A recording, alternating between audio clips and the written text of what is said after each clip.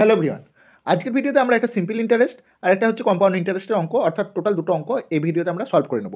তো দেখো এখানে প্রথম একটা প্রবলেম দেওয়া আছে ₹5,600 অর্থাৎ 5,600 টাকা ওয়াজ ইনভেস্টেড ফর 4 ইয়ার্স, 4 বছরের জন্য ইনভেস্ট করা হয়েছে at an annual rate of 13% of simple interest, যেখানে সরল সুদ হচ্ছে 13%।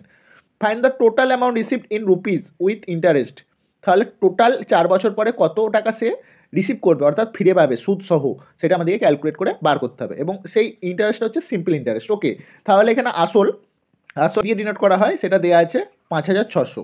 ওকে, টাইমকে টি দ্বারা ডিনোট করা হয়, সেটা দেওয়া আছে 4 বছর। ওকে, এবং রেট অফ ইন্টারেস্ট দেখো দেওয়া আছে 13%, আর সমান 13। এবং এখন আমরা সিম্পল ইন্টারেস্টের সূত্র ইউজ করব। সিম্পল ইন্টারেস্টের সূত্র হয় PRT divided by 100। Okay, P মানে হচ্ছে আসল, আর মানে হচ্ছে রেট অফ ইন্টারেস্ট, টি মানে হচ্ছে টাইম।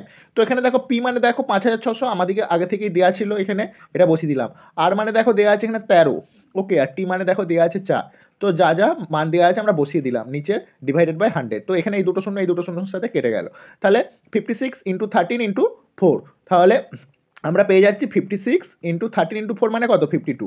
তাহলে আমরা এখন এই 56 ইন্টু 52 এটা আমাদেরকে গুণ করে নিতে হবে। এইটা হচ্ছে সিম্পল ইন্টারেস্ট। ওকে, 56 ইন্টু 52 আমরা যদি গুণ করে নিই, দেখো কত পাচ্ছ, এখানে 112 আর এটা 5 ইন্টু 56 মানে 280। ওকে, তাহলে পেয়ে যাচ্ছি দেখো 2,192, তাহলে টোটাল ইন্টারেস্ট পেয়ে যাচ্ছি 2,912 টাকা।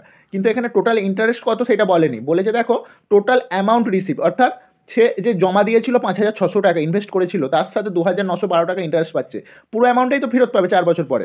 তাহলে কত টাকা ফেরত পাবে টোটাল, তাহলে 5,600 টাকা তো ফেরত, তার আসল যেটা ছিল সেটা তো পাবেই, তার সাথে ইন্টারেস্ট 2,912 টাকা। এই দুটোকে আমরা যোগ করে দেবো। যোগ করে দিলে কত পাচ্ছি দেখো, 2, 1, 9, 6, 15, 5 হাতে 1, 3 আর 5 8, 8,512 টাকা সে ফেরত পাবে। দেখো অপশন একে আছে 8,512, তাহলে অপশন 1 হয়ে যাবে রাইট অ্যান্সার। তো আমরা নেক্সট আরেকটা প্রবলেম সলভ করে নেবো, যেটা হচ্ছে কম্পাউন্ড ইন্টারেস্টের। ওকে, এটা আমরা সিম্পল ইন্টারেস্ট করলাম। সিম্পল ইন্টারেস্টের তাহলে আমাদেরকে এই সূত্রটা মনে রাখতে হবে, PRT ডিভাইডেড বাই 100। এখন আমরা কম্পাউন্ড ইন্টারেস্টের একটা প্রবলেম সলভ করে নেবো। তো কম্পাউন্ড ইন্টারেস্টের প্রবলেম সলভ করার জন্য আমাদেরকে কম্পাউন্ড ইন্টারেস্টের সূত্র মনে রাখতে হবে। আমরা সিম্পল ইন্টারেস্টের সূত্র যেমন SI সমান PRT বাই 100 করেছিলাম, এখানে কম্পাউন্ড ইন্টারেস্টের সূত্র হয়, কম্পাউন্ড ইন্টারেস্টকে CI দ্বারা ডিনোট করে, C for compound, I for interest. CI সমান P into 1 plus R by 100 whole to the power N minus P, অর্থাৎ P মানে আসল, আর মানে রেট অফ ইন্টারেস্ট, আর এখানে N মানে হচ্ছে সময়, ওখানে T মানে ছিল সময়, আর এই কম্পাউন্ড ইন্টারেস্টে N মানে সময়। তাহলে P সমান যেখানে আসল, ওকে, আর সমান হচ্ছে রেট অফ ইন্টারেস্ট, আর এন সমান হচ্ছে টাইম মানে সময়। ঠিক আছে, এইটা হচ্ছে সূত্র।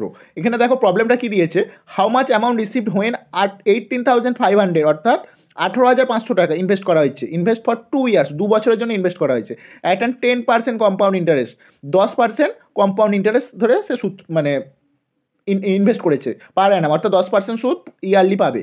ওকে, তাহলে 2 বছর পরে হাউ মাচ অ্যামাউন্ট রিসিভ, কত টাকা ফেরত পাবে সেটা আমাদেরকে বার করতে হবে। ঠিক আছে, তো আমরা দেখো কম্পাউন্ড ইন্টারেস্ট এইটা সূত্র আমরা এটা পেয়ে গেছি, মানে এটা আমাদেরকে জানতে হবে এই প্রবলেমটা সলভ করার আগে। তো আমাদেরকে বলেছে হাউ মাচ অ্যামাউন্ট রিসিভ, তাহলে হাউ মাচ অ্যামাউন্ট রিসিভ মানে কি, আসলটাও ফেরত পাবে, তাহলে হাউ মাচ অ্যামাউন্ট মানে P প্লাস কম্পাউন্ড ইন্টারেস্ট, 18,500 টাকা তো সে ঘুরে পাবে, তাহলে P প্লাস কম্পাউন্ড ইন্টারেস্ট মানে এই দিকে যে মাইনাস P ছিল, এটা রাইট হ্যান্ড সাইডে ছিল, আমরা লেফট হ্যান্ড সাইডে P, এদিকে রাইট হ্যান্ড সাইডে কি মাইনাস ছিল, তো লেফট হ্যান্ড সাইডে প্লাস করে দিতে পারি। ঠিক আছে, তাহলে আসল প্লাস কম্পাউন্ড ইন্টারেস্টের সূত্র হয়ে যাবে P into 1 plus R by 100 whole to the power N। এবার এখানে P, R আর N এই তিনটের মান বসাতে হবে। দেখো P এর মান আমাদেরকে দেওয়া আছে 18,500, 18,500 টাকা সে ইনভেস্ট করেছিল, এখানে দেখো দেওয়া আছে। আর মানে দেওয়া আছে দেখো রেট অফ ইন্টারেস্ট 10%, মানে R সমান 10, আর N সমান দেওয়া আছে দেখো 2 বছর 2 ইয়ার্স, তাহলে N সমান 2। এই মানগুলো বসিয়ে দাও, তাহলে অঙ্ক হয়ে যাবে 18,500 1 plus R by 100, 1 plus 10 by 100 whole to the power N মানে 2। দেখো এবার এটাকে আমাদেরকে সিম্পলিফাই করতে হবে, 18,500 এটা 10/100 মানে শূন্য কেটে গেলে 1 প্লাস 1/10 মানে 11/10, তাহলে 11/10 হোল স্কোয়ার, আমরা 11/10 টাকে দুবার লিখে নিতে পারি। ঠিক আছে, এখানে একটা শূন্য এখানে একটা শূন্য, টোটাল দুটো শূন্য আমরা কেটে দিলাম। তাহলে 185 গুণিত 11 গুণিত 11 মানে আমরা কি করতে পারি, 185 গুণিত 121 এইটা লিখতে পারি। 11 গুণিত 11 মানে 121। তো এইটাকে আমাদেরকে গুণ করে বার করতে হবে যে এই অপশানে 1 2 3 4 যে 4টে অপশান দেওয়া আছে কোন অপশানটার সাথে ম্যাচ করছে দেখে নিতে হবে। তো 185কে 121 দিয়ে গুণ করতে গেলে তোমাদেরকে গুণ করতে হবে, এর শর্টকাট আর কিছু নাই। তো দেখো গুণ করলে কত পেয়ে যাচ্ছ, তোমরা গুণ করো, গুণ করলে দেখো এরকম একটা জিনিস আসছে, তোমাদেরও সেম আসছে নাকি দেখো। ওকে, দেখো আমার তো এটা এসেছে 5 8 7 5 12 1 13 3 হাতে 1 4 8 12 2 22,385 টাকা আমার এসেছে মানে সে 2 বছর পর 22,385 টাকা সে মানে ইনভেস্ট করেছিল 18,500 টাকা, 2 বছর পর 22,385 টাকা সে ব্যাক পাবে। তো অপশন 3 হয়ে যাবে, দেখো 22,385, এটাই হয়ে যাবে রাইট অ্যান্সার।